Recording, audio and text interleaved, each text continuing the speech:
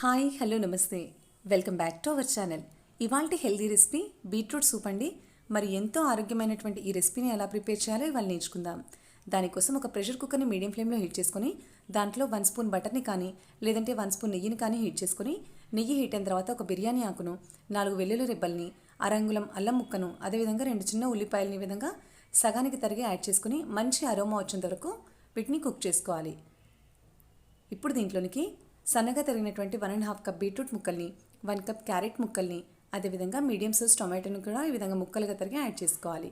ఇప్పుడు ఈ ముక్కలన్నిటిని కూడా బాగా మిక్స్ చేసుకోవాలి. దీంట్లోనికి టేస్ట్కి తగినంత సాల్ట్ని యాడ్ చేసుకోవాలి. నేను ఇక్కడ 1/2 టీ స్పూన్ సాల్ట్ని యాడ్ చేస్తున్నాను. ఇప్పుడు ఈ సాల్ట్ని అంతటిని ముక్కల్లో కలిసే విధంగా బాగా మిక్స్ చేసుకోవాలి. దీంట్లోనికి 1.5 కప్ వాటర్ని కూడా యాడ్ చేసుకొని ఒకసారి బాగా మిక్స్ చేసుకొని కుక్కర్ లిడ్ని క్లోజ్ చేసుకొని 4 విజిల్స్ వచ్చేంత వరకు ఉడికించుకోవాలి. 4 విజిల్స్ వచ్చిన తర్వాత కుక్కర్ లిడ్ని ఓపెన్ చేసుకొని ఈ విధంగా ఎక్స్ట్రా వాటర్ని డ్రైన్ చేసుకోవాలి. దీంట్లోని బిర్యానీ ఆకును పక్కన తీసేసుకోవాలి.